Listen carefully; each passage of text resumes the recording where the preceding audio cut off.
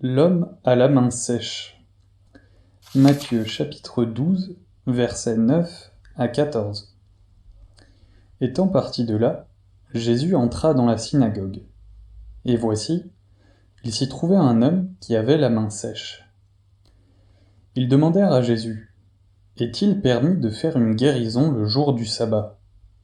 C'était afin de pouvoir l'accuser. Il leur répondit, « Lequel d'entre vous, s'il n'a qu'une brebis et qu'elle tombe dans une fosse le jour du sabbat, ne la saisira-t-il pas pour l'en retirer ? Combien un homme ne vaut-il pas plus qu'une brebis ? Il est donc permis de faire du bien le jour du sabbat. » Alors il dit à l'homme, « Étends ta main. » Il l'étendit, et elle devint saine, comme l'autre. Les pharisiens sortirent, et ils se consultèrent sur les moyens de le faire périr. Mais Jésus, l'ayant su, s'éloigna de ce lieu. Dans ce passage, Jésus répond à une question vicieuse de Juifs présents dans cette synagogue, en évoquant quelqu'un qui ne posséderait qu'une seule brebis et qu'il voudrait sauver un jour de sabbat. Mais tout de suite, voyons ceci. Jésus, par ses propos, nous amène à voir deux choses et non une seule, deux situations, deux êtres, etc. En effet, face à un homme qui avait une main sèche, il évoque, en parallèle, une brebis qui serait tombée dans une fosse. Par conséquent, deux images nous sont données en même temps dans ce texte. Nous ne perdons rien si l'on accepte de voir l'ensemble des choses comme Jésus nous le présente, c'est-à-dire deux choses en une. C'est la seule manière de bien saisir ce texte pour bien le comprendre, car il est ainsi présenté par Jésus lui-même. L'homme à la seule brebis devait donc être très pauvre, puisque selon Jésus, il n'avait qu'une seule brebis. Et en plus, toujours selon ce que dit Jésus, cette brebis était infirme. Je dis cela car si c'est bien l'homme à la main sèche qui était infirme, sa représentation, ou son double si vous préférez, c'est-à-dire la brebis dans la fosse, devait l'être aussi. Et à mon avis, c'est pour cela que cette brebis ne pouvait pas se sortir de la fosse d'elle-même, parce qu'elle était boiteuse, ayant une patte sans vie. Beaucoup de gens en sont là aujourd'hui, malgré plus de 2000 ans de christianisme. Oui, si l'homme en question avait ce que l'on appelle une main sèche, la brebis devait donc avoir une patte sans vie, Jésus nous présentant ainsi la chose. Voyons aussi que Jésus, se positionnant comme étant l'homme si pauvre qui n'avait qu'une brebis, et en plus une brebis boiteuse, c'est donc comme cela que Jésus se décrivait lui-même. Aucun bien, aucune richesse, si ce n'est seulement une brebis malade. En tenant ces propos puis en guérissant le malade, Jésus déclarait donc indirectement à tous ceux qui étaient présents que dans ce lieu il ne reconnaissait comme lui appartenant réellement qu'une seule personne, une seule brebis. Qui ? Ce seul malade. Oui, je sais que ça peut faire grincer des dents, mais moi je crois plus en ce que Jésus nous montre qu'aux réactions que peuvent avoir des gens envers lui. Quelle leçon ce fut pour ceux qui avaient posé cette question si vicieuse, question qui était censée déstabiliser Jésus afin de pouvoir finalement l'accuser. N'oublions pas le contexte de cette affaire. Jésus était dans une synagogue de Juifs sous la loi, et par conséquent sous la loi des sabbats. Or ils savaient tous que Jésus bousculait toutes les traditions, et même, apparemment, la loi de Moïse. Or le texte nous dévoile que toute cette petite troupe de gens religieux sous loi avait mis au point une combine sublime pour accuser Jésus pendant qu'il ferait du bien à quelqu'un de malade. C'est quand même étrange, ne trouvez-vous pas, de recevoir Jésus dans un lieu religieux avec l'intention de prendre celui-ci en défaut et de l'accuser, et le tout sur le dos d'un pauvre infirme. Donc, sachant que c'était afin d'accuser Jésus, j'en conclus que ces gens religieux savaient, mais mal, ce que permettait le sabbat et ce qu'il ne permettait pas, sinon ils ne lui auraient pas posé cette question si vicieuse. Pourtant, malgré que leurs intentions premières fussent d'accuser Jésus sur un point de la loi, afin d'essayer de le prendre en faute, on les entend poser une question subtile. Est-il permis de faire une guérison le jour du sabbat ?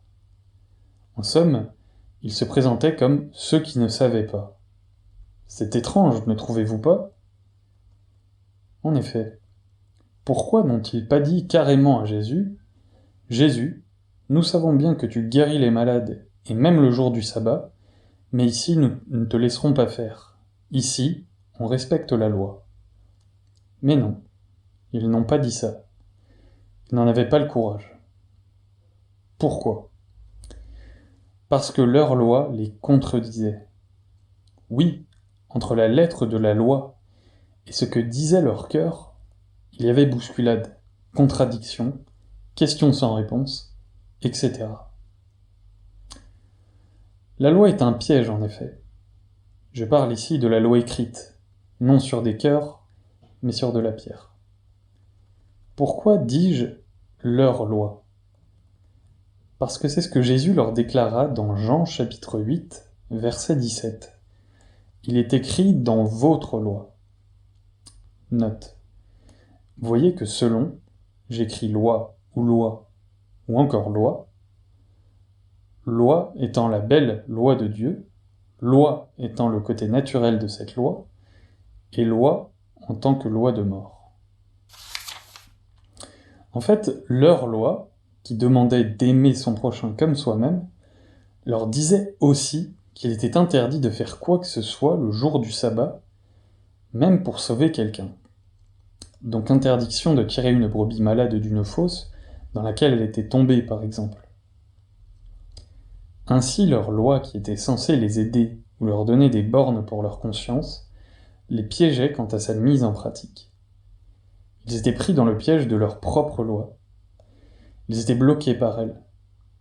Ne comprenant toujours pas comment peut-on arriver à être bloqué par une loi pourtant si parfaite.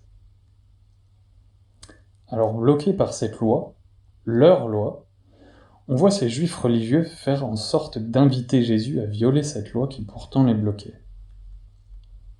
Ils faisaient cela pour au moins 3 raisons. Premièrement, parce qu'en eux-mêmes, ils n'étaient pas du tout sûrs de ce qu'il fallait faire ou ne pas faire dans un cas grave, un jour de sabbat, comme celui de venir au secours de quelqu'un qui serait en danger de mort si on ne lui portait pas secours immédiatement. Secondement, est-ce que guérir une personne était un travail, un effort physique ? Troisièmement, vu que Jésus les dérangeait dans leur exercice vraiment très particulier de la loi, il voulait donc se servir de cette sorte de vide juridique de loi pour pouvoir mieux l'accuser, comme cela est écrit dans ce texte. Mais quand on y pense, quand on est si sûr de soi à propos d'une loi qui est censée nous diriger valablement, pourquoi donc demander « est-il permis » ? Je vous le demande. Les Juifs, étaient-ils tellement sûrs d'eux avec cette loi de Moïse ? N'était-elle pas, contradictoire, au contraire, cette loi ? Ou dit autrement, comment aimer son prochain comme soi-même, tout en le laissant mourir dans une fosse un jour de sabbat, si par malheur il y est tombé dedans ? Problème. En effet, en posant la question telle qu'elle fut présentée par les pharisiens, ils invitaient Jésus à violer la loi, bien qu'eux-mêmes auraient été très gênés de ne pas pouvoir secourir, dans une situation de danger immédiat, quelqu'un de leur famille un jour de sabbat, et peut-être même une simple brebis, puisque Jésus évoqua la chose ainsi. En somme, les pharisiens voulaient recevoir une réponse venant de Jésus sur une question aussi épineuse, mais en même temps de manière à pouvoir accuser celui qui aurait donné la réponse. Situation bien difficile autant que périlleuse, ne trouvez-vous pas ? Je trouve personnellement que c'est la pire manière de recevoir favorablement une réponse, à une question que je poserais directement à quelqu'un. En somme, d'un certain côté, les pharisiens voulaient que Jésus les conforte, qu'il leur donne, comme une borne à leur conscience, un point de repère valable, mais qui soit en même temps en mesure de pouvoir l'accuser. Tout l'art d'un bon équilibriste est requis pour poser la question de cette manière-là. Il posait aussi cette question pour que Jésus, dans sa réponse, appuie quelque part sur la mauvaise interprétation de la loi qu'ils avaient d'elle. Mais ça, voyez-vous, Jésus ne pouvait pas le faire. Il ne pouvait pas les induire en erreur. Ils avaient donc le oui et le non en eux, et cela les gênait. Cependant, ils ne pouvaient pas se défaire de ce oui et de ce non. Étrange de gardiens d'un temple de la loi que ces gens-là. D'autre part, soulignons aussi le fait que jusque-là personne n'avait pu guérir l'homme à la main sèche, ce qui est significatif en soi, bien que les sacrificateurs fussent censés avoir un peu ce rôle, selon la loi. En effet, bien que les sacrificateurs fussent plutôt des hommes qui constataient telle ou telle maladie, et aussi les guérisons quand il y en avait, ils étaient comme des intermédiaires entre l'Éternel et les hommes, au milieu du peuple, et donc quand le peuple allait vers eux, c'était plutôt vers l'Éternel qu'ils allaient, donc avec la foi en l'Éternel à travers ces hommes institués. Leur rôle était donc d'encourager en vue de guérir, et c'est en cela que je dis que les sacrificateurs avaient ce rôle bien particulier. Notons en outre que Jésus n'avait rien demandé à personne en entrant dans la synagogue, mais qu'on l'interpella publiquement pour lui poser une sorte de question piège. Je pense que si j'avais été à la place de Jésus, personnellement j'aurais répondu à peu près ceci. Oh, puisque vous le prenez ainsi et que vous voulez me piéger, moi, je m'en vais. Voilà. Seulement, moi, c'est moi, et Jésus, c'est Jésus. Jésus, lui, se souciait moins de sa personne que de l'homme qui avait une main sèche. Moi, évidemment, dans une telle situation, je me serais préoccupé en premier de ma réputation de bon chrétien. Mais lui, Jésus, se préoccupa plutôt de l'homme malade, sans doute depuis longtemps, car une main sèche, je pense que ça n'arrive pas d'un seul coup. Combien Jésus est différent de moi. Là où je m'arrête, lui, il commence. Là où je baisse les bras, lui, il me les relève. En vérité, Jésus est mon substitut en tout point. Il est mon sauveur. Il est le sauveur de qui... Il est le sauveur, de ce que je suis. Les anciennes écritures ne disaient pas exactement si le fait de guérir quelqu'un était un travail ou non, donc s'il était permis ou non de sauver une personne un jour de sabbat. En effet, la loi de Moïse interdisait tout travail les jours de sabbat. Donc si Jésus, suite à la question, acceptait de ne pas guérir ce malade un jour de sabbat, il reconnaissait implicitement que guérir quelqu'un était effectivement un travail. Problème. Mais honnêtement, croyez-vous que c'était un travail pour Jésus de guérir les malades, même si nous ignorons ce qu'en secret cela lui coûtait? Il est écrit en effet dans le livre d'Ésaïe qu'il portait tous nos maux.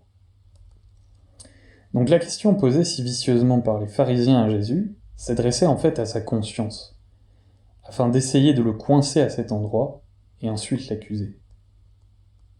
D'ailleurs, sachez que la loi s'adresse toujours ainsi à la conscience humaine, afin de lui tendre un piège. Ce que la loi, par le biais des pharisiens, a voulu faire à Jésus, elle le fait aussi à tous ceux qui vivent sous ce même régime de loi. Le seul moyen pour ne pas être ainsi piégé dans notre conscience, c'est de sortir le plus tôt possible de ce régime pour passer à un autre. La suite nous le dira. Mais voilà. Comme la sagesse de Jésus est immense, pour répondre à une question posée à sa conscience, il répondit par une autre question à l'adresse de la conscience des Juifs qu'il avait posée, mais mal, et surtout avec un mauvais état de cœur. Aujourd'hui, on dirait « retour à l'envoyeur ». Mais Jésus a été bien plus long. Au lieu de mettre seulement mal à l'aise ces gens religieux qui voulaient l'accuser, lui, il continua son propos et donna comme un petit cours de morale à ceux qui l'avaient interpellé. Il leur posa aussi une question, leur demandant ce que eux, en temps normal, auraient fait s'ils avaient eu une brebis en danger un jour de sabbat.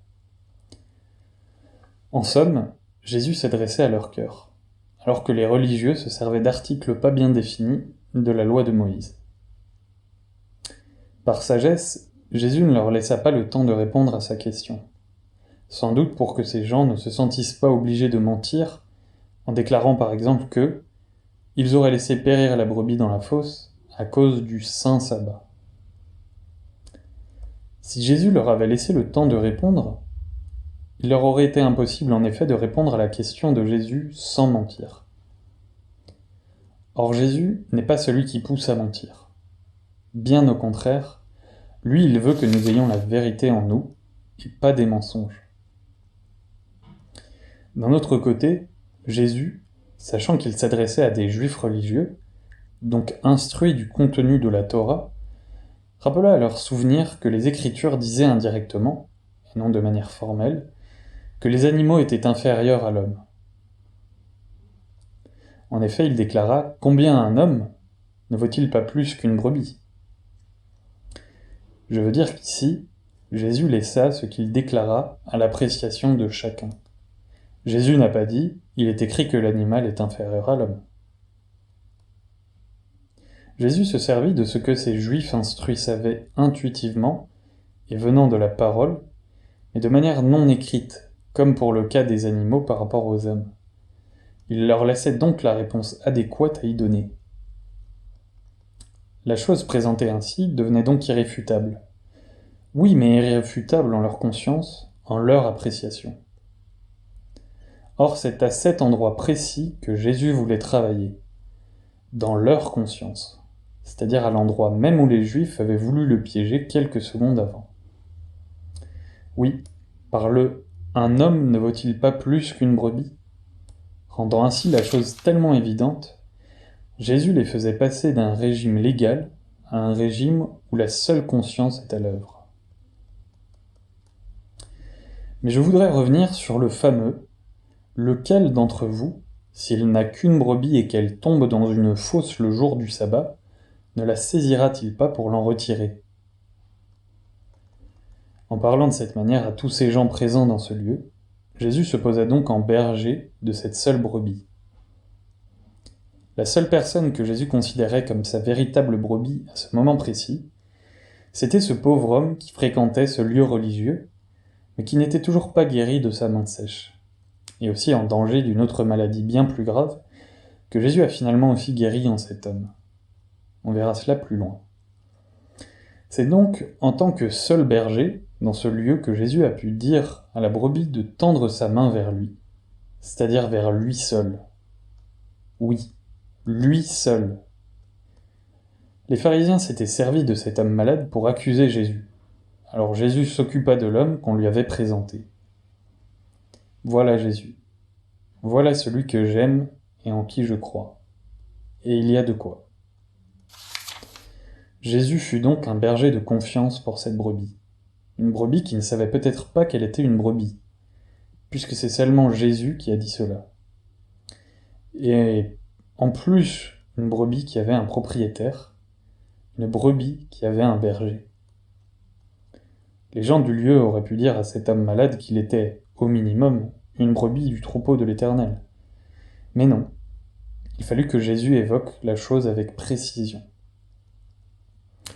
En effet, cet homme découvrit par la suite qu'il appartenait à Jésus, mais après coup, après sa guérison. Il ne le savait sans doute pas qu'il était une des brebis du Seigneur, mais il le découvrit quand il entendit Jésus parler de sa seule brebis, et qu'ensuite il se tourna vers l'homme malade. C'est en effet à partir du moment où Jésus se tourna vers l'homme à la main sèche, que cet homme malade commença à entrevoir quelque chose de très particulier. Vraiment très particulier. En effet, à ce moment précis, Jésus ne faisait que parler. C'était uniquement la parole de Jésus qu'entendait cet homme qui avait une main sans vie. Et cette parole commençait à faire son effet en cet homme malade, si malade. Donc en transposant la notion d'une brebis à une notion d'homme, puis venant secourir cet homme, Jésus montrait par là qu'il voulait sortir cette brebis homme d'une fosse. Oui, une fosse bien réelle. Une fosse qui était là où elle se trouvait, c'est-à-dire à l'intérieur de la synagogue. Pensez donc de ce que cela avait d'offensant pour le lieu dans lequel les juifs religieux se trouvaient. Quelle leçon, là encore.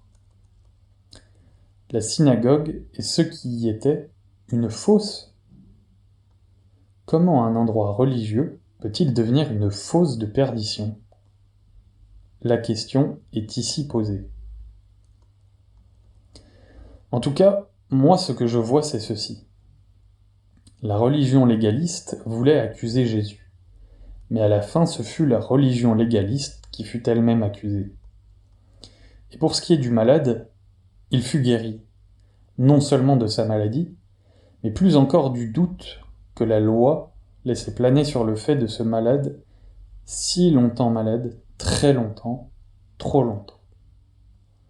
Car vous devez bien connaître ce genre de doute que quelqu'un pourrait avoir envers un tel homme, se disant qu'il devait avoir un très gros péché sur lui pour être si malade, tellement malade, et depuis si longtemps. Oui, ce genre de doute qui pousse quelqu'un à dire « c'est sûr qu'il doit avoir commis un très gros péché », ou bien plusieurs. Et en plus, il n'a pas la foi, car s'il l'avait, il serait guéri depuis longtemps. C'est ce genre de propos que disent les justes, généralement. Mais heureusement, Jésus ne voit pas ce que les hommes voient, si mal.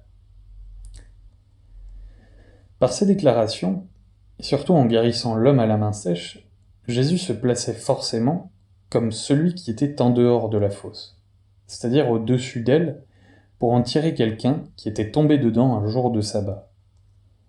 Quelle bien belle image nous est présentée ici. La chose ainsi présentée, il se passa quoi? Il se passa que les juifs religieux, du fait de la nouvelle position que Jésus prenait, savoir au-dessus de la fosse et qui tirait vers le haut une brebis malade, ces religieux se retrouvaient forcément à l'intérieur de celle-ci, vu que Jésus citait tout l'ensemble une fosse. Mais plus encore, dans cette image, il n'y avait que lui qui sauvait l'homme malade. Plus encore, la chose étant ainsi présentée, c'était toute la synagogue qui devenait ainsi la fosse qu'il évoquait, et Jésus se retrouvait de fait au-dessus de tous ceux qui étaient dans cette fosse, dont on ne peut en sortir, sauf si quelqu'un de l'extérieur vous en sort. Or il arriva que la chose fut rendue visible par le fait de la guérison de cet homme, sans quoi tout cela n'aurait été que des paroles, comme on dit couramment. Ainsi, après que Jésus ait parlé en évoquant une brebis tombée dans une fosse un jour de sabbat, il guérit ensuite cet homme. Mais qu'a donc reçu de Jésus cet homme? Deux choses, et non pas une. Il fut guéri de sa main sèche, c'est sûr, mais il fut aussi guéri du contexte dans lequel cela s'est passé. La synagogue, la loi, le sabbat, etc. Pour lui, ce fut être sauvé d'une fosse, et pas seulement d'une maladie. En effet, il n'y en eut qu'un seul qui se trouva à être hors de la fosse pour en tirer quelqu'un tombé dedans. Jésus. C'est Jésus le Sauveur, puisque c'est là la traduction de son nom. Oui, quand quelqu'un accuse et qu'un autre sauve, alors on voit bien qui est de la fosse et qui est hors de la fosse. Ce sont les situations pratiques de la vie qui démontrent ces choses plus qu'elles ne les montrent. Il n'y a pas besoin d'être un grand théologien pour comprendre cela dans de tels moments.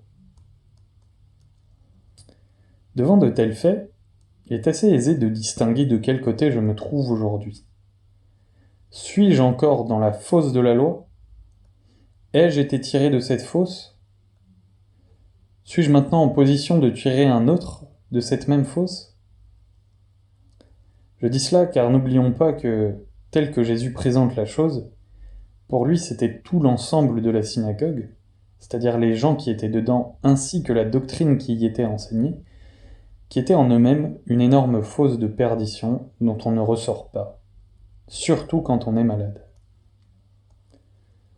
On tient tant qu'on peut dans ces endroits nommés fosses par Jésus, mais il faut reconnaître que le verdict final d'une fosse, c'est la mort. Une mort lente, affreuse. Il n'y a pas d'autre issue que la mort si quelqu'un ne vous en tire de là comme l'a fait Jésus. C'est ce qui se passait d'ailleurs pour Joseph, image de Christ dans l'écriture inspirée. Elle ne vous aide pas cette loi qui est en elle-même une fausse. Elle nous enfonce plutôt avec son pouvoir de condamnation. Elle ne laisse aucun espoir, vu qu'après ce ministère de condamnation, le ministère de la mort prend ensuite le relais. Jésus se plaça donc comme celui qui pouvait sortir d'une fosse religieuse toute personne qui tendrait la main vers lui. Personnellement, je suis de ceux qui croient qu'encore aujourd'hui les mêmes choses se renouvellent, car il y a autant de fausses que de religions sous loi, et sans un vrai Christ, bien que celui-ci soit nommé, cité à tout moment dans les églises dites chrétiennes. Je suis de ceux qui croient toujours que le Seigneur Jésus est toujours le même, par son esprit, et qui plus est se trouve maintenant glorifié et a tout pouvoir. Il est donc possible de reconnaître aisément un lieu rempli de chrétiens. Comment ? On le reconnaît grâce à ceux qui sont à l'intérieur de ce lieu, car ces gens sont de la race de ceux qui peuvent témoigner qu'ils ont été tirés par Jésus de la fosse dans laquelle ils étaient auparavant, et ceux qu'ils sont devenus par la suite après avoir été tirés d'affaire. Voilà, à mon avis, ce qu'est un vrai lieu chrétien. C'est un lieu où on ne fait pas que connaître Jésus, mais un lieu dans lequel il est le sauveur de tous, c'est-à-dire celui qui nous a tous tirés d'affaire par rapport à la loi, le ministère de mort. Deuxième livre des Corinthiens, chapitre 3, verset 6. Il nous a aussi rendus capables d'être ministres d'une nouvelle alliance, non de la lettre, mais de l'esprit, car la lettre tue, mais l'esprit vivifie. La lettre sans l'esprit est mortelle, car elle ne traduit pas les pensées de Dieu, qui elles sont toujours en grâce. Elles proviennent d'anges, des intermédiaires. Or, si le ministère de la mort, gravé avec des lettres sur des pierres, a été glorieux au point que les fils d'Israël ne pouvaient fixer les regards sur le visage de Moïse à cause de la gloire de son visage, bien que cette gloire fût passagère, combien le ministère de l'Esprit ne sera-t-il pas plus glorieux ? Versets 7 et 8. Il suffit de lire dans Exode 20 combien il était dangereux d'être sur cette montagne du Sinaï, qui est en Égypte. La mort attendait tous ceux qui voulaient s'approcher de l'Éternel. C'était en effet le ministère de mort. Verset 9. Si le ministère de la condamnation a été glorieux, le ministère de la justice est de beaucoup supérieur en gloire. Justification.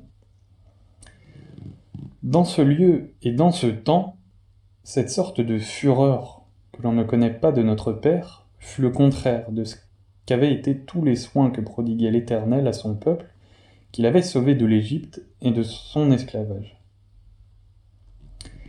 S'il y eut condamnation et son ministère, ce le fut seulement à cause de l'abandon de la foi. Genèse chapitre 15, verset 6. Abraham eut confiance en l'Éternel, qui le lui imputa à justice. Romains 4, verset 3.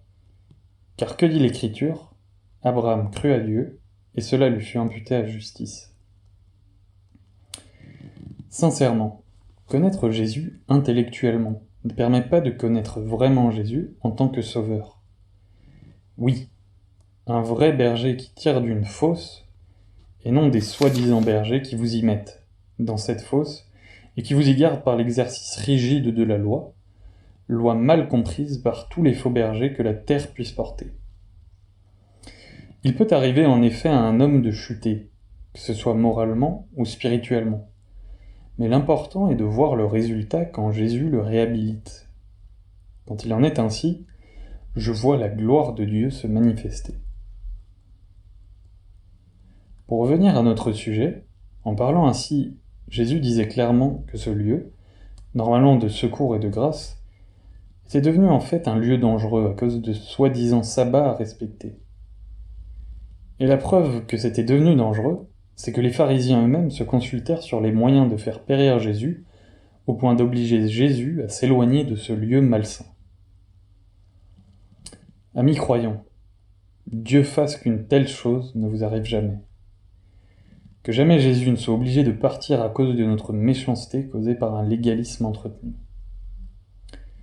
En effet, la loi mal comprise rend l'homme méchant, orgueilleux, insensible, incohérent même avec son propre bon sens.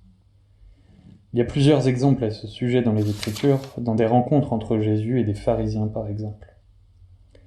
Un lieu religieux, lieu malsain. Sans doute dois-je perdre toute raison. Oui, sans doute. Ah, la loi de Moïse, obligation, prescription, quand elle est mal comprise et mal vécue, combien elle fait de ravages. En effet, la loi de Moïse est pleine de grâce en elle-même, pleine de sollicitude pour l'autre, pleine de bonté. Mais c'est le commandement qui ne l'est pas. En effet, il n'y a aucune grâce dans un commandement, quel qu'il soit. Un commandement, c'est fait pour obéir, et non pour y trouver une notion de grâce. Car le sens même de la grâce, c'est de nous faire grâce de tout ce qu'avant nous devions faire par commandement. Un commandement n'est jamais gracieux. La grâce, oui forcément, puisque c'est elle qui est la source de ce qui est gracieux. Mais c'est ici une autre étude. Est-ce que les représentants de la loi, les pharisiens, se souciaient de l'homme à la main sèche? Pas du tout. Non, pour eux, l'homme à la main sèche, c'était l'homme qui tombait à point nommé pour pouvoir accuser Jésus de profaner le sabbat. C'est tout. Jésus l'avait bien compris, évidemment, et il se servit de leur propre piège pour leur donner une leçon sévère à l'intérieur de leur exercice rigide de la loi.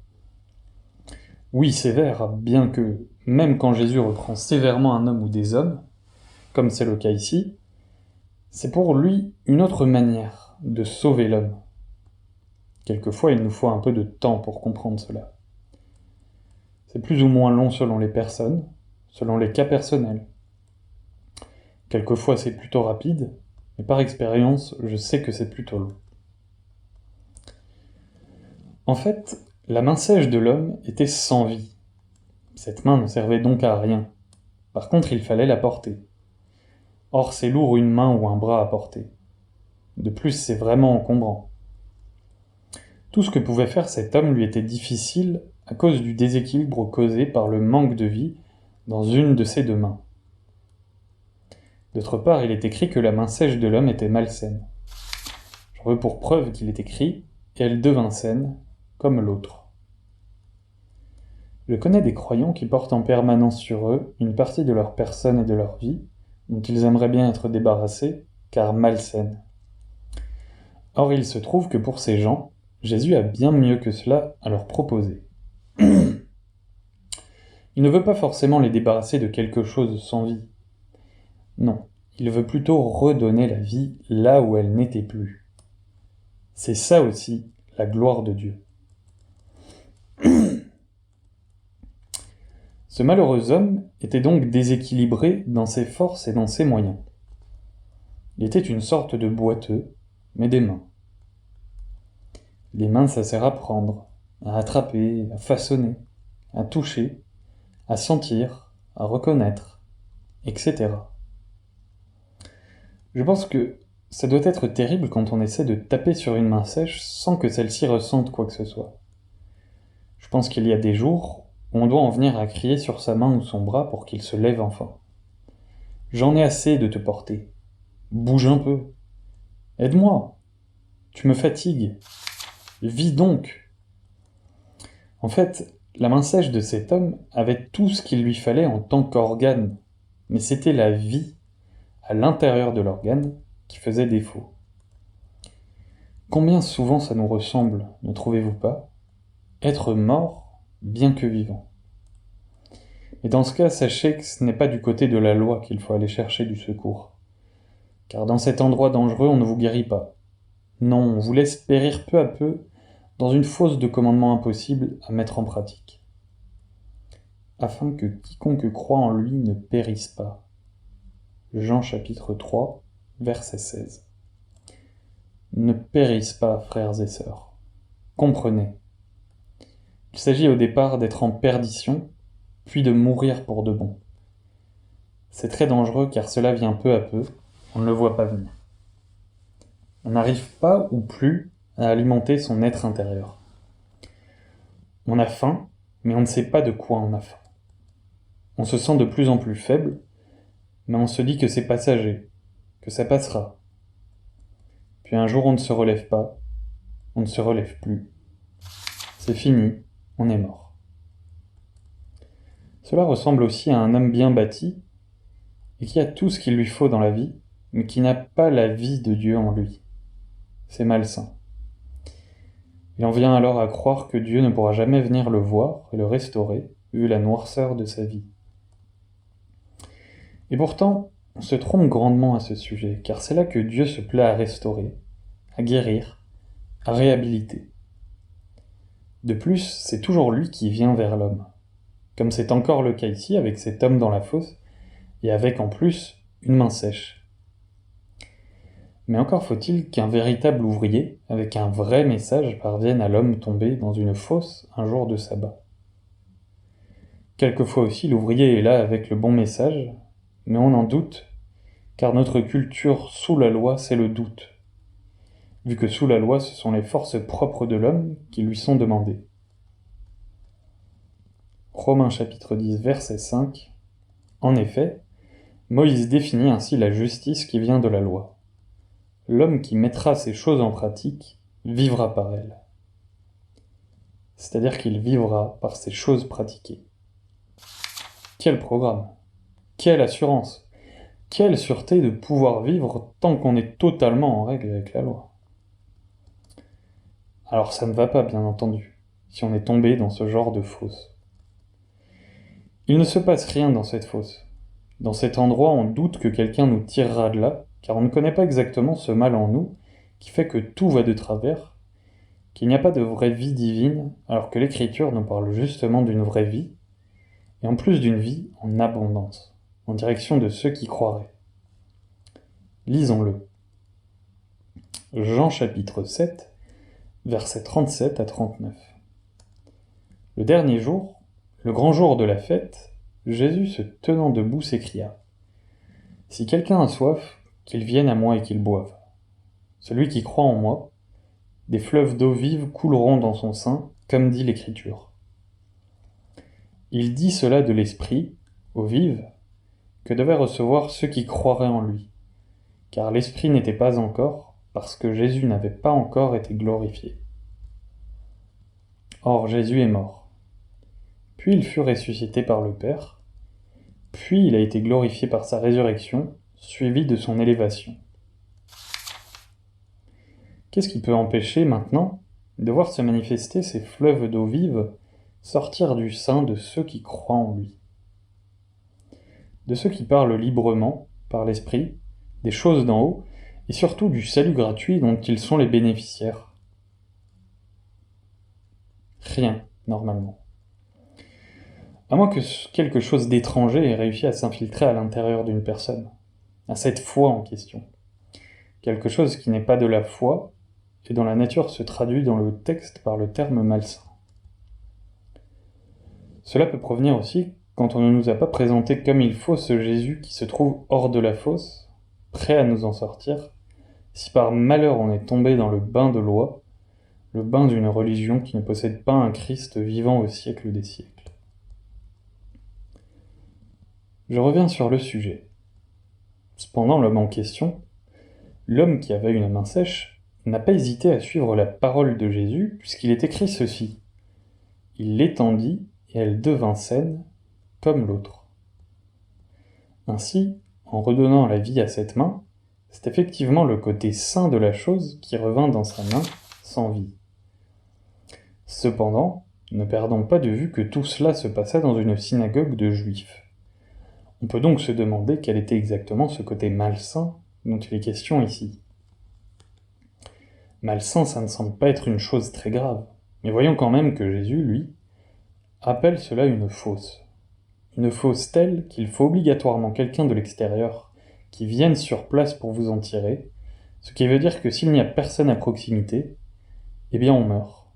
On meurt dans la fosse dans laquelle on est tombé. Ce sauvetage envers cet homme lui redonna aussi de l'équilibre, comme de la droiture dans ses pensées. Celui-ci ne força plus de travers,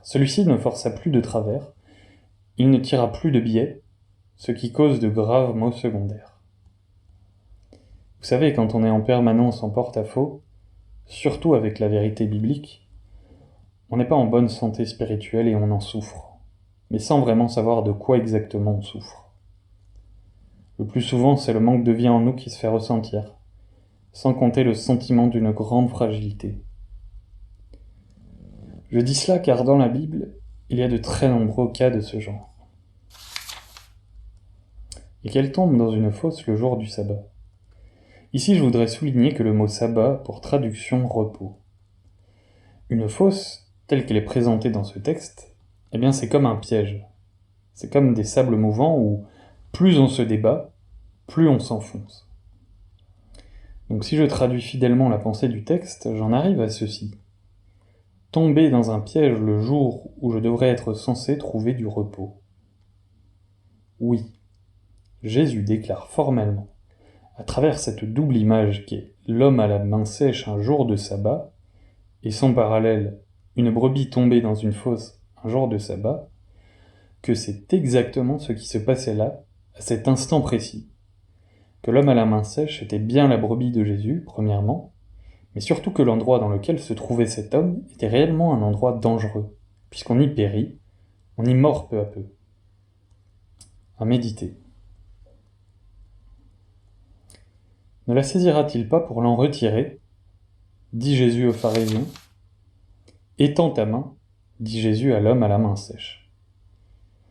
Il l'étendit, et elle devint saine, comme l'autre. À partir de cet endroit, une grande subtilité est contenue dans ce texte inspiré. Quelque chose de très grand, très révélateur pour quelqu'un qui sait apprécier les choses invisibles, mais visibles. Comment exprimer la chose ? Dans la première citation, on voit que c'est le propriétaire d'une brebis qui saisit sa brebis pour l'en sortir. Et dans la seconde action, on voit maintenant que c'est Jésus qui demande à l'homme de tendre sa main, la main sèche s'entend. Je précise qu'il s'agit bien de la main malsaine, car la religion de l'homme a généralement pour principe de présenter le meilleur de soi-même à Dieu. Peut-être pour payer quelque chose, ou dire qu'on n'est pas si mal que ça, quand même. Allez donc savoir. Non, présente-moi ta main, la malsaine, celle qui est malade. L'autre n'ayant pas besoin de soins, puisqu'elle est saine. Cela veut tout dire en soi.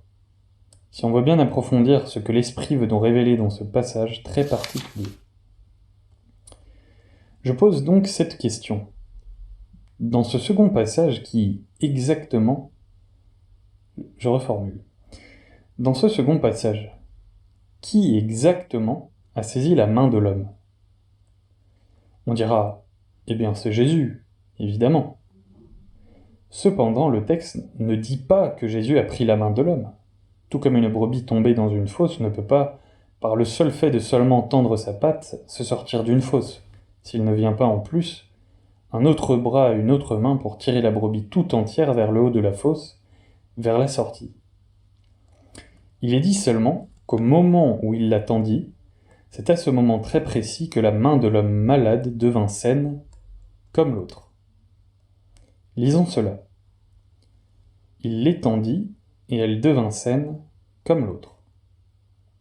Cela veut dire qu'il n'y eut aucun contact physique entre cette main sans vie et Jésus. C'est donc quand l'homme tendit sa main vers Jésus, qu'il la lui demandait, que le miracle s'opéra. Ça semble un peu compliqué, c'est un peu irréel tout cela, car de toute évidence dans ce texte, personne n'a saisi la main de cet homme malade, bien que la déclaration de Jésus au sujet d'une brebis tombée dans une fosse évoquait le fait de saisir. Donc que le propriétaire de la brebis, malade, la saisirait. Ne la saisira-t-il pas pour l'en retirer ? Il est donc bien question dans la première image de saisir une main tendue. Mais cette déclaration de Jésus à propos de saisir la patte de sa brebis, c'était dans une autre image. La première, celle où il était question d'une brebis que possédait un homme, la seule brebis qu'il avait. C'est dans ce cadre-là qu'il était question de saisir. En somme, que c'était le propriétaire qui devait saisir la patte de sa brebis. Alors qu'en penser ?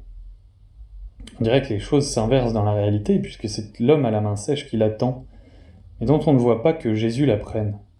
Ou bien que maintenant c'est à l'homme de saisir la main de Jésus après l'avoir tendue, pour qu'il puisse être enfin guéri. Apparemment oui. Cependant, ne perdons pas de vue que tout ce qui se passait là, à ce moment précis, se passait à la vue de tous.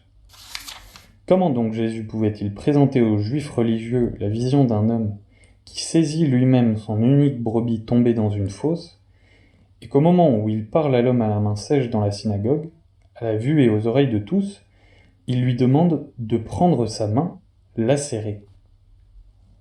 Impossible. Impossible au milieu d'un endroit sous la loi, un endroit sous la loi des sabbats. Si l'homme en venait à porter sa main malade par le moyen de sa main saine, n'était-ce pas là un travail ?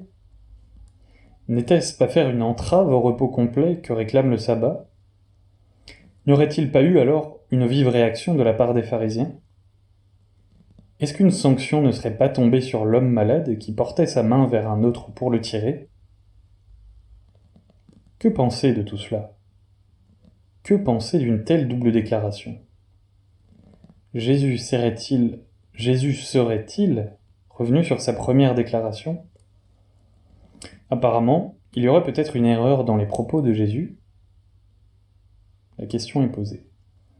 Comment se fait-il qu'il était demandé à l'homme de tendre la main, alors que Jésus avait évoqué la chose en tant que ce serait lui-même qui la saisirait un jour de sabbat ? Quel mystère ! En fait, ce texte nous amène à voir deux images en même temps, en tant que préparation pour voir une troisième image, une image invisible. La première image, un homme qui saisit une brebis dans une fosse. La seconde image, un homme qui a une main sèche et qui la tend vers Jésus quand il le lui demande, puis qui guérit à l'instant même où il l'attend. Puis la troisième image qui, elle, est invisible. Que peut-il donc y avoir entre ces deux images présentées, qui font que Jésus ait pu saisir la main de l'homme sans pourtant la toucher ? C'est un mystère, une sorte d'énigme. Je vous en propose la réponse. La différence qui existe entre les deux déclarations, ou entre les deux images présentées, c'est la foi, qui, bien qu'invisible, a eu le pouvoir de s'approprier ce que Jésus proposait à l'homme à la main sèche.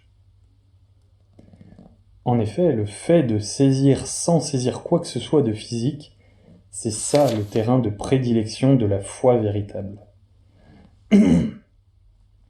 Cependant, n'oublions pas que dans le cas présenté, ce n'est pas Jésus qui eut la foi, mais l'homme. Oui, il eut foi, cet homme. Et ensuite, il mit en pratique sa foi. Celle qui pratique sans jamais rien pratiquer. Et s'il mit sa foi en action naturellement, c'est parce que Jésus l'invitait à lui faire confiance quand il lui disait « Tends ta main ». C'était une sorte de défi lancé. Un défi lancé à la foi, lui le juif normalement sous loi. Mais allez donc savoir ce que peut faire un homme quand il est depuis longtemps malade et qu'on lui demande seulement de tendre sa main vers un autre. Et puisque nous en sommes là, je voudrais bien faire parler un peu cet homme si vous n'y voyez pas d'inconvénient. On ne tend pas quelque chose de lait vers Jésus, voyons. On ne tend pas vers lui une main qui est morte. Non, car la loi nous apprend à donner car la loi nous apprend à donner au temple et aux sacrificateurs le meilleur de nous-mêmes et de nos récoltes. Alors quand Jésus me demande de lui tendre ma main pas très agréable à voir, et qui a en plus un défaut majeur bien visible, alors un gros problème se pose à moi. Dois-je croire à ce que je vois de ma main, ou dois-je croire à ce que Jésus me dit ? De plus, tendre vers un autre, c'est un peu comme offrir à un autre. Or dans la loi, il est strictement interdit d'offrir à Dieu toute chose qui a un défaut. Et voilà que Jésus me demande pourtant de tendre vers lui cette main si malsaine, tellement malsaine. Mais bon, de toute façon, ça ne peut pas être pire, vu que la loi ne m'a jamais guéri de quoi que ce soit. Par contre, j'ai entendu pas mal de choses concernant ce Jésus. Alors je mets ma confiance en lui, et je lui tends ma main bien vilaine, puisque c'est cela même qu'il me demande. Ça, voyez-vous, ce n'est pas du tout l'exercice rigide de la loi, mais au contraire, il s'agit de la confiance en Jésus le Sauveur. C'est celle-là qui sauve et qui fait que nous avons la paix avec Dieu. Étant donc justifiés par la foi, nous avons la paix avec Dieu par notre Seigneur Jésus-Christ, à qui nous devons d'avoir eu par la foi accès à cette grâce dans laquelle nous demeurons fermes. Nous nous glorifions dans l'espérance de la gloire de Dieu. Dans ce passage, nous voyons bien que la capacité première de la foi est de nous donner un accès à la justification, qui elle-même est donnée à la foi, comme ce fut le cas pour Abraham, qui devint ensuite Abraham. Que se passe-t-il exactement pour que ce prodige pût se produire de cette manière ? En réalité, au moment où Jésus répondait aux Juifs religieux par rapport à leurs questions vicieuses, voyons que cette brebis, homme, était là présent, et que celui-ci entendait toute la conversation entre Jésus et les chefs religieux. Pensez un peu ce que devait se demander cet homme. Essayons de nous replacer un petit peu dans ce moment si précieux. Mettons-nous un peu à la place de cet homme, si vous le voulez. Qu'est-ce qui arrive aujourd'hui dans la synagogue ? Qu'arrive-t-il de si nouveau ? Pourquoi n'est-ce pas comme d'habitude ? D'habitude, il y a la lecture de la Torah, puis un chant, puis une prière, etc. Mais aujourd'hui, ce Jésus est entré dans la synagogue, ce Jésus dont j'avais entendu parler, et les chefs l'ont interpellé à mon sujet. Oh, c'est vrai qu'ils ne m'ont pas nommé personnellement, mais ils ont parlé du fait de savoir si on pouvait faire une guérison le jour du sabbat. Donc il s'agit bien de moi, il s'agit bien de mon cas, mais en tant que guérison, et pas tellement de moi en tant qu'homme. Mais bon, si je suis inclus dedans, ce n'est déjà pas si mal. Mais qu'est-ce que j'entends soudain ? J'entends Jésus qui parle d'un certain propriétaire d'une brebis, une seule brebis. Mais ici, dans ce lieu, ne sommes-nous pas tous des brebis du Seigneur, selon l'Écriture ? Alors pourquoi évoque-t-il une seule brebis, ce Jésus ? Serait-ce moi ? Serait-il mon propriétaire, ce Jésus ? Serait-il réellement celui qui veut s'occuper de mon cas personnel ? Et pourquoi ne me dit-il pas directement la chose ? Je ne comprends pas bien. Je n'ose pas comprendre tellement c'est grand, même si c'est encore flou dans ma tête. J'ai peur de me tromper, d'être déçu à l'arrivée. J'ai peur de mal comprendre. J'ai peur de prendre pour moi ce qui serait à l'adresse d'un autre, ou des autres. J'ai peur que tout ça soit comme un rêve éveillé. Et pourtant j'entends quelque chose venant de lui, car il parle de ce propriétaire comme celui qui saisira sa seule brebis qui est en perdition. Que dois-je comprendre ? Et au fait, je viens de me rendre compte que cette fameuse histoire, qui est en même temps une question, ce Jésus l'a posée au chef de la synagogue. Donc que c'est selon leur réponse que, si c'est bien de moi qu'il s'agit, mon sort est entre leurs mains. Alors là, j'ai peur. Je perds espoir car je les connais bien, ces chefs. Et je sais qu'ils ne répondront jamais favorablement à Jésus, car lui, il a une autre approche de la loi, un autre sens de la loi que les rabbins et les chefs. Et ça ne leur plaît pas. Donc s'il en est ainsi, tout mon espoir s'en va. Dommage, car je sais que Jésus guérit tous ceux qu'il rencontre, tous ceux qui ont besoin de lui. Que va-t-il donc se passer, vu que mon sort est entre leurs mains ? Si seulement on me demandait mon avis, je saurais bien ce que devrait dire. Mais on ne me demande même pas mon avis. C'est pourtant moi le malade. Mais que se passe-t-il ? Jésus parle, il pose une question. Il n'attend pas de la réponse des chefs de la loi. Jésus parle et il pose une question. Il n'attend pas la réponse des chefs de la loi, Il leur dit qu'il est donc permis de faire du bien le jour du sabbat, vu que les chefs auraient de toute façon tiré leur propre brebis d'une fosse, même un jour de sabbat. C'est fou! Jésus a enfin réussi à prendre autorité sur la conscience des chefs. En effet, ils ne parlent plus, ils ne répondent plus. Mais que se passe-t-il donc aujourd'hui dans cette synagogue depuis que Jésus y est entré? Comment est-ce possible un changement si soudain? Mais que se passe-t-il encore? Jésus se déplace, il vient vers moi. Que va-t-il m'arriver? Il me dit « Tends ta main ». Je ne comprends pas, j'avais compris que ce serait lui qui saisirait la brebis. C'est pourtant bien ce qu'il a dit. Serait-ce que... Non, ce n'est pas possible. Je rêve. Je dois me tromper.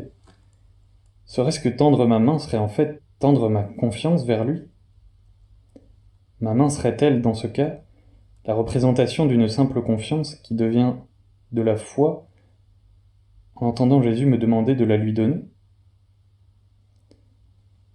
Ne serait-ce pas celle qui prend? Ne serait-ce pas celle qui saisit? Celle qui se saisit de quelque chose sans que cela puisse lui échapper? Celle qui serre ensuite fortement ce qu'elle a saisi? Combien tout ceci est nouveau! Jamais je n'aurais eu de telles pensées, sans ce Jésus qui m'appelle aujourd'hui, à sa manière. Mais que veut-il donc saisir de moi, ce Jésus? Ma main ou ma foi? Sans doute ma foi, vu qu'il n'est pas prévu qu'il saisisse lui-même ma main. Pourtant il me demande de tendre ma main.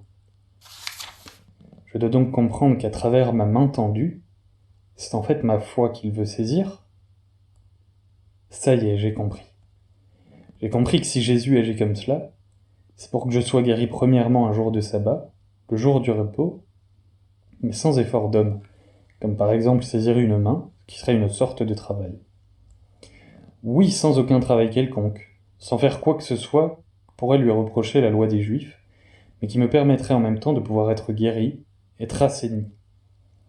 Ça y est, je crois que j'ai bien compris, il veut me sauver, oui, par le moyen de la foi, donc sans aucune loi, vu qu'avec cette loi, c'est toujours ceci, il est interdit de guérir un jour de sabbat. Donc Jésus veut me guérir, oui, mais par un moyen nouveau, un régime nouveau, un régime qui permet, au lieu d'empêcher. Alors si c'est ça, je te dis, oui Seigneur, je tends ma main malsaine vers toi, je tends ma foi bien malade vers toi, et ce devant les dépositaires de l'exercice rigide et impitoyable de la loi, que sont ces chefs religieux. Tant pis pour cette loi et pour eux, même si ce sont mes racines naturelles que je perds, ainsi que ma tradition. Oui, mon Seigneur, je tends toute ma foi vers toi, mon berger, mon propriétaire, celui à qui j'appartiens en propre, mais que j'ignorais auparavant. Oui, je tends toute ma foi en lieu et place de ma main malsaine, et j'abandonne la loi, car elle ne m'a apporté aucun secours, m'a simplement tenu bien sage dans ma maladie, me demandant d'être patient dans l'épreuve. En fait, je périssais peu à peu, mais avec patience. Pour ce qui est de toi, Jésus, je sais maintenant que tu me connaissais bien, et même que je t'appartenais, mais moi je ne te connaissais pas. Il y a eu juste cette sorte de parole qui est la tienne, très particulière, que je reconnais instinctivement. Je ne sais au juste pourquoi. C'est comme si j'avais toujours connu cette parole. Oui, je le fais avec joie, car en tendant ma foi vers toi, tu as dit à ta manière qu'à ce moment précis tu la saisirais, cette foi. Tu ne la saisirais pas visiblement, pas physiquement, non. Tu la saisirais intérieurement. En fait, je comprends que ce ne sera visible qu'entre toi et moi. Tu m'as fait comprendre qu'entre moi et toi se créerait un contact qui se ferait par la foi, par lequel tu me saisirais et que tu me guérirais. Et j'ai compris ton message. Oui, Jésus, je vois bien maintenant que tu es mon sauveur véritable, celui qui prend ce qui n'est pas très sain en moi, ce qui est sans vie, et qui par le simple moyen de la foi, que tu me demandes de te tendre, le rend saint, pur, et avec la vie dedans à jamais, la vie en abondance. Tu as parlé, Seigneur, tu m'as parlé, même à travers ton dialogue avec ceux de la loi, que tu as réussi à faire taire. Et j'ai entendu ta voix, celle qui m'a donné espoir, puis qui m'a convaincu de te tendre cette bien vilaine main malade cette bien vilaine main malade et sans vie, qui était l'image d'une foi morte, issue d'œuvres mortes en elle-même, car elle venait de moi, et non de toi, qui appelle seulement, qui attire et n'oblige pas. Ta parole a été forte, Seigneur, bien qu'inaudible pour certains, car elle a été faite pour moi, bien qu'elle passât en moi au travers d'une discussion avec des hommes de loi. Tu as fait en sorte de leur parler tout en s'adressant à moi, pour qu'ils comprennent plus tard, un jour. Seigneur, tu es bon, tu m'as guéri et tu m'as redonné la vie. La vie que tu m'as donnée a remplacé ma simple croyance, mon simple espoir, en une foi vivante, car d'ores et déjà la vie est en moi. Voilà à peu près ce que j'ai désiré essayer de montrer en tant que simple image de ce que le texte biblique me montrait, et dont il m'était difficile de l'expliquer autrement que par ce moyen, pas très conforme aux habitudes chrétiennes, j'en conviens, car je ne suis pas un théologien. Je suis d'autre part convaincu qu'il y a beaucoup plus à tirer de cette seule réflexion, car pour moi, Jésus ne sait faire que des miracles, car il est du ciel, et par conséquent, il faut s'attendre à bien plus. La foi, c'est donc ce fameux lien invisible, mais tellement réel. C'est comme un lien entre la terre et le ciel, un contact irrationnel, mais bien réel entre le Créateur et sa créature. Oui, c'est ce fameux lien de la foi, de l'homme à la main sèche, celui qui lui permit de tendre la main de la foi, qui nous donne encore aujourd'hui la permission de voir Jésus, comme par vision dans l'invisible, se saisir de cette main, bien qu'il ne la touchât pas et que tout cela ne fût pas visible. Étonnant, étonnant Jésus, étonnante foi et étonnant texte inspiré. Encore une fois, c'est la foi qui permet ces choses. C'est la foi qui permet un lien invisible entre Dieu et l'homme. Quand l'homme étend sa main comme pour crier au ciel une sorte d'au secours à Dieu, alors sa foi le lie avec celui dont il est dit qu'il est le chef et le consommateur de la foi, celui qui en est l'auteur et qui l'a fait arriver à maturité complète.